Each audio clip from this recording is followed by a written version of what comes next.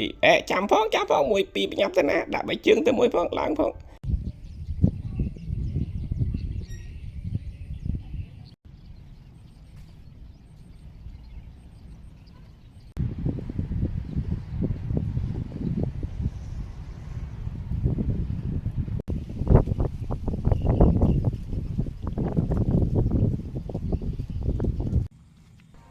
បាទសួស្តីវិលមកកាន់វីដេអូនៃការដើរបោះតង់ម្នាក់ឯងទៀតហើយ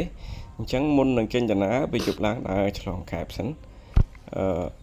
ហើយសម្រាប់ការឆ្លងកែបនេះដែរដល់យើងឆ្លោះ7នោះឲ្យចំភ្នែកឲ្យវានៅពេលដែលចំភ្នែកឲ្យវាទៅវាចាំងភ្លើងមកវិញដែលអ្នកខ្លះគេហៅថាវាឲ្យភ្នែកហើយសម្រាប់7ពាក់ក្បាលគឺយើងយក7ពណ៌ក្រហមហើយឆ្លោះឲ្យចំភ្នែកវាឲ្យវានៅមួយកន្លែងឲ្យយើងចាប់អញ្ចឹងនោះចាប់បានដូចជា10គ្រាប់ដែរសម្រាប់យកទៅបបកត្រីតាមផ្លូវស្អែកហ្នឹងពេលទៅបោះតង់ហ្នឹងឃើញតែម្ដុំនេះវាអង្កែបច្រើនដោយសារទឹមភ្លៀងហើយបាទនេះគឺជាសម្ភារៈសម្រាប់យកទៅបោះតង់មានដូចជាអំពូលតង់7ពាក់ក្បាលកាមេរ៉ាដែលកែសម្រាប់គូភ្លើងក្បិតទូចក្បិតធំ power bank គ្រឿងសទូចស្ព្រាពែងកាហ្វេសម្រាប់ចម្រោះទឹកប៉ែលបត់សម្រាប់បញ្ឈរចានសម្រាប់បញ្ឈរឆ្នាំងចានឆ្នាំងកស៊ូបាំងថ្ងៃរឹងពូខ្យល់ដបទឹក sleeping bag កៅអីបត់សទូចកម្មាតង់មួកជ្រុញធុងតកបត់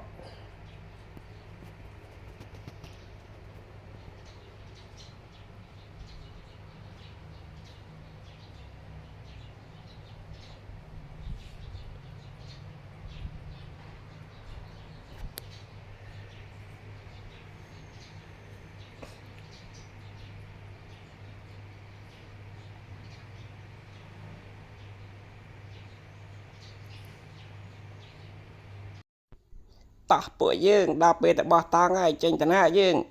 កបោបរូតមកខ្សែចូលទៅមុនចូលអស់ពួកឯងទៅតាមក្រោយដូចកេះហើយកន្លែងចូលកលៀតនេះហើយយើងក៏ចូលដែរតោះចេញតាណាលោកម្ចាស់នាំយើងទៅបោះតង់ហើយសប្បាយចិត្តដល់ហើយយើងតោះចូលញាត់ទៅអូយនុចណែនដល់ហើយតុងជាតិទៅមកខាងចូលប្រឡោះហ្នឹងរូតកតាបឲ្យទៅឲ្យឆ្ងាយអញទៅម្ដងតោះអូយតង់ចូលទៅហើយsleeping bag អីក៏ចូលទៅដែរអូកតាបនេះធំល្អណាស់ចូលតោះពួកយើងចូលទៅនាំនេះចូលឲ្យណែនៅកម្មាក៏ទៅដែរបលាញ់7ទៅដែរអញទៅដែរចូលមកឆ្នាំងអីចូលមករូតអូយដូចណែដល់លោកម្ចាស់ទៅហើយចាំខ្ញុំផងខ្ញុំទៅដែរចាំផងខ្ញុំក៏ទៅដែរទៅអេចាំភ្លេចសទូចមិនកើតសទូចខ្ញុំ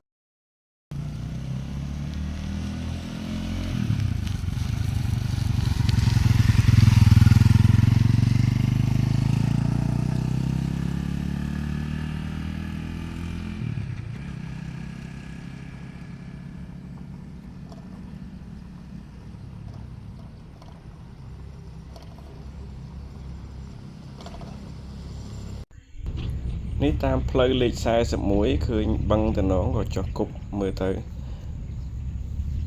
ប៉ុន្តែវាអត់ខំប្រហែលជាមកពីខុសពេលមិនដឹងឬក៏មិនអត់ដឹងដែរគេឆក់គេអីក៏អត់ដឹងប៉ុន្តែអត់ខំទេតែមើលប្លង់នេះតំណងមែនតើកន្លែងវាលអាចលេងកាឌីបានទៀតប៉ុន្តែសាកតាកែបស្រស់បឹងនេះជាប់ជើងភ្នំស្អាតទេសភាពមានឈូកមានអីមកល្មម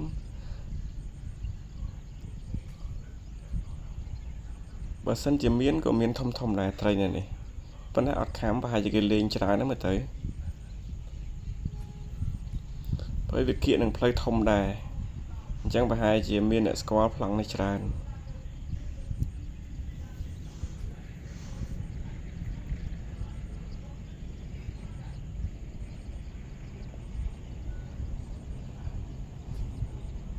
ទឹកថ្លាល្អបឹងធំបឹងនេះតំណងទៅអត់ដែររីងទេអញ្ចឹ ចឹងបើមានក៏មានត្រីធំដែរប៉ុន្តែគប់អត់ខាំឥឡូវមកដល់ទីតាំងត្រូវបោះតង់ហើយគឺនៅទំនប់បតកលាក្នុងខេត្តកែបទំនប់នេះតាមដែលដឹងមកគឺវាមានភ្នំព័ទ្ធជុំវិញហើយចឹងសល់មកចន្លោះហ្នឹងគេលើកជាទំនប់ដូចជាផ្លូវចឹងដើម្បីទប់ទឹកនៅក្នុងហ្នឹងស្រាប់ប្រើខែវស្សាហើយទឹកនេះអត់ដែររីងទេមួយឆ្នាំពេញមួយឆ្នាំអត់ដែររីងព្រោះវាស្រក់ខែខ្លះវាស្រក់នៅសល់រាក់ចឹងទៅខែខ្លះវាឡើងមកខ្ពស់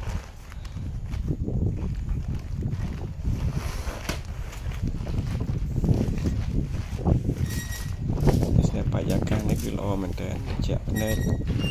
ឃើញជើងភ្នំមានទឹកបឹងធំខ្យល់ក៏ល្អទៀតមានខ្យល់មក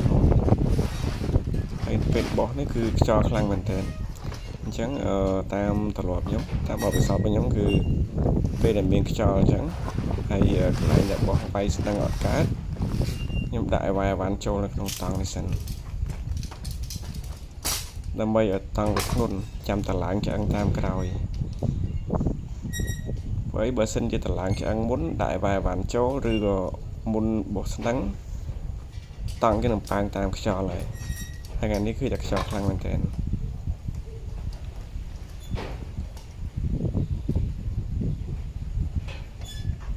ជាងតឡើងតង់បើមិនបាក់ទេងាយៗគាត់ដាក់តឡើងឆ្អឹងទាំងពីរហ្នឹងហើយចាក់មកអាខាងប្រវែងតែខ្លីៗហ្នឹងចាក់មកពីរសងខាងហើយមកហើយចាំរុញទៅទល់អាពីរសងខាងទៀតមកហើយលើកសាច់តង់ភ្ជាប់មួយឆ្អឹងតែប៉ុណ្្នឹងទៅតង់យើងឈរ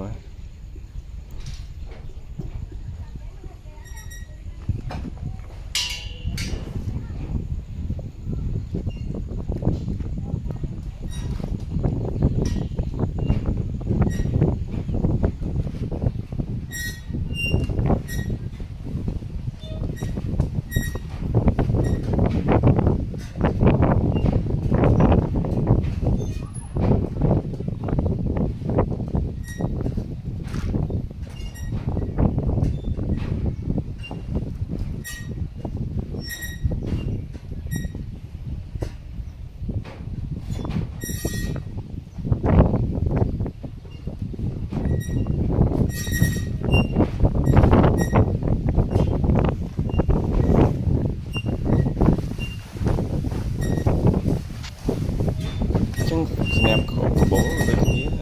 មានខ្យល់ចឹងហៅថាវាត្រជាក់ខ្លាំងហើយវាពេលហើយស្រាប់ហើយទៅពេលចឹងយើងអាចខោកត្បូលបានបើសិនតែមេក្តៅហប់ទេយើងមិនខោកបានត្បូលហ្នឹង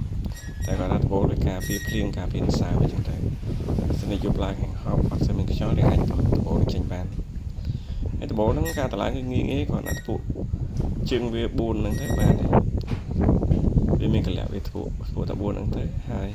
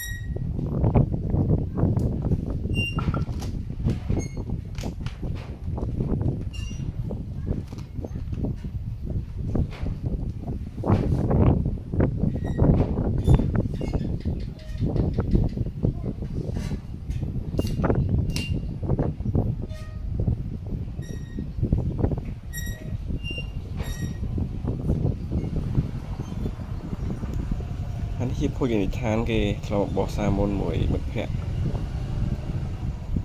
កន្លែងហ្នឹងគេយកតម្លៃតង់មកតង់15,000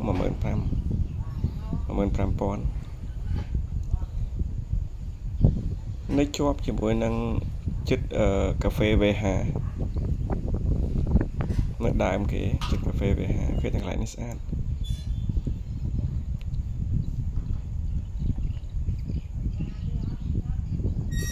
បរិយាកាសជុំវិញត្រជាក់ភ្នែកលហើយក្បែរជើងភ្នំ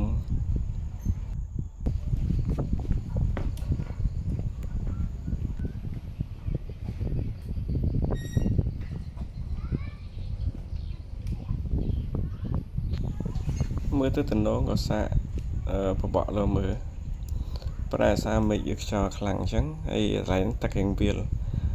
ក៏ព្រើនុយក៏ឌីទៅគប់ច្រើនខ្សែដែរអត់ខាំមានខាំមួយតែខាំរៀងទូចនៅក្បែរច្រាំងខាំអត់ចូលខាំឲ្យលោតវាដូចឆក់អញ្ចឹងហក់មកខាំគឹបឲ្យរបូតទៅវិញវាខាំអត់ដល់ប្រហែលជាទូចពេកគ្រាន់តែកធាក់ដៃ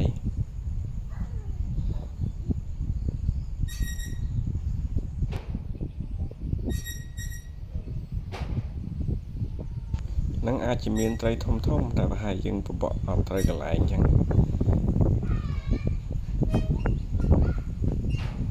ហើយក៏អត់ដឹងថាត្រូវពេលណាអញ្ចឹងប៉ុន្តែក្នុងហ្នឹងឃើញគេដាក់មងច្រើនគេជីកទូកទៅដាក់មងនៅកណ្ដាលច្រើន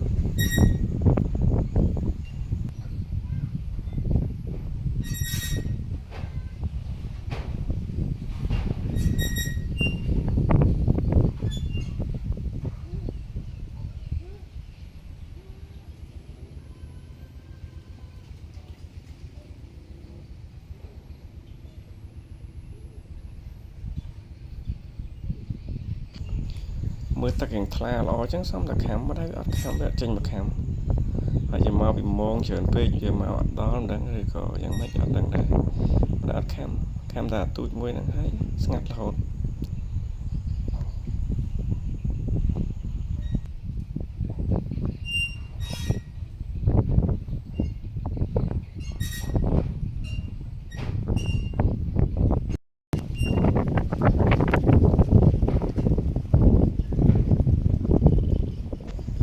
នេះឃើញអ៊ំម្នាក់ក៏បោះខ្លែងឯកហើយមើលតែកន្លែងហ្នឹងស្មានថាសើចស្មានថាកំប្លោកដែរតាំងពិតកន្លែងហ្នឹងដីគោកគេឈរបានតែឃើញគេឈរបានមានគោមិនអីមិនដឹងថាកន្លែងហ្នឹងដីគោកបើមើលពីចម្ងាយទៅស្មានថាកំប្លោកដែរ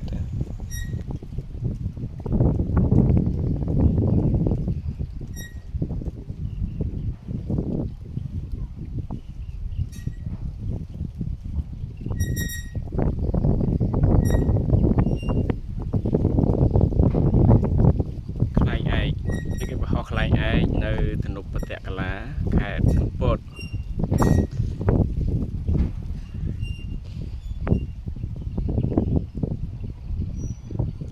ជាទូទៅខ្លែងឯកគួរតែលឺសលេងប៉ុន្តែនេះប្រហែលជាគេអត់ដាក់សំឡេងឬក៏ខ្យល់តិចពេកអត់លឺដល់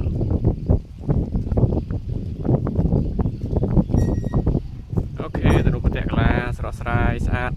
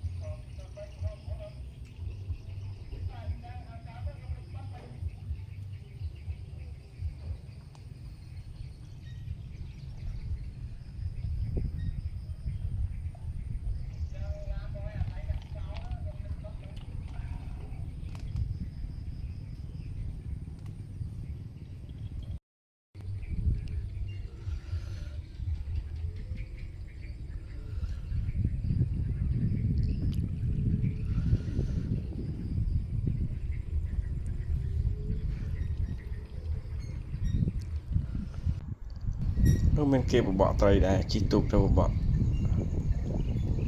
nơi đảo nắng cho bọ tây lừa tụtแต่ดังบ้านnày ở đấy nơi đảo lắm phải cho chẳng ra gì tây về mình tránh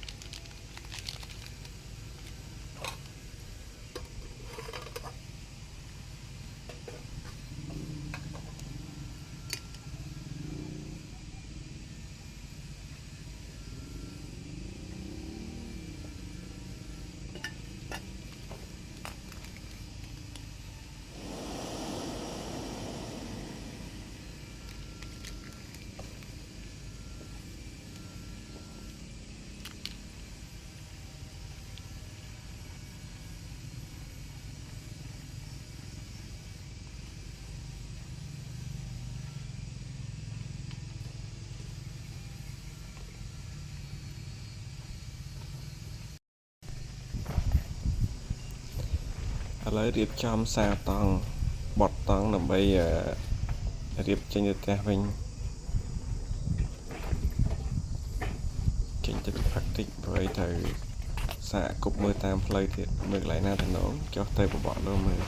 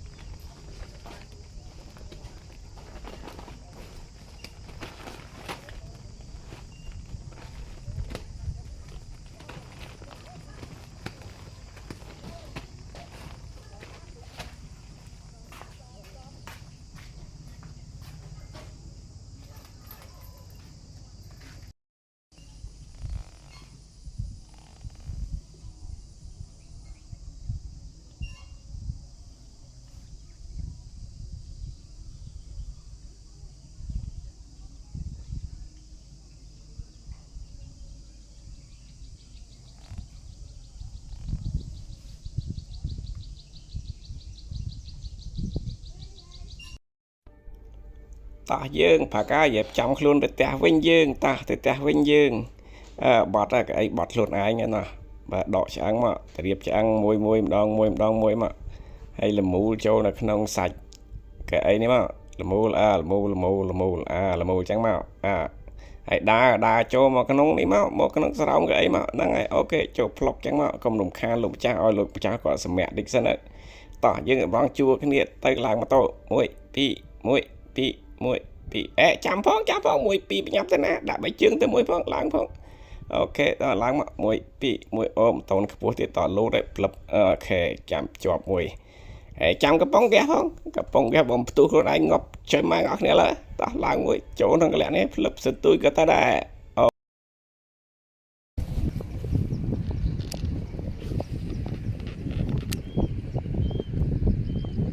កន្លែងនេះខាំម្ដងខាំហើយខុសលេងខាំខំដាក់កាមេរ៉ាថតលោចាំពេលវាលូតខាំតែម្ដងខុសលេងខាំបណ្ដោយ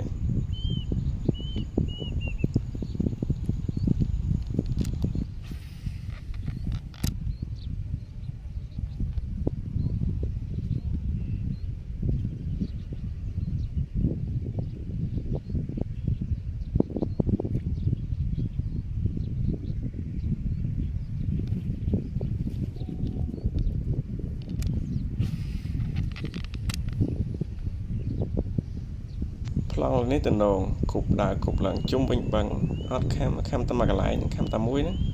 ហើយខាំតែម្ដងលេងខាំ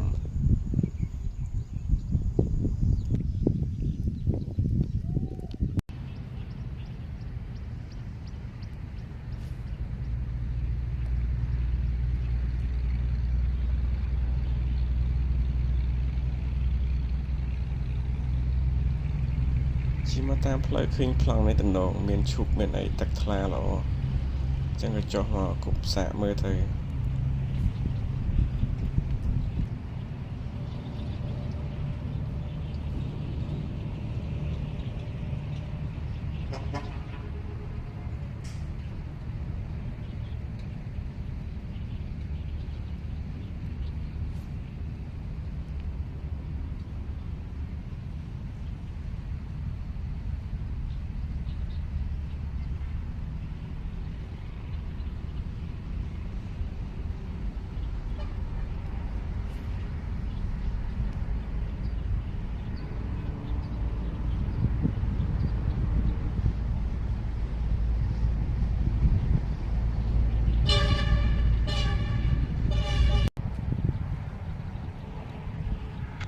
ក្រៅនេះចូលបានមួយប៉ុងឡើងយូរមែនតើឲ្យវាលេបជ្រៅបើវានៅក្នុងឈូកចឹងបើសិនជាវាខាំភ្លាមវត្តភ្លាមវាចូលប្រផិចទាញចូលឈូកគាត់ជារបូតទៅវិញហើយចឹងយកបានមួយប៉ុន្តែវាអត់សូវធំណាស់ណាទេមកល្មមណាវាអត់សូវធំខ្លាំង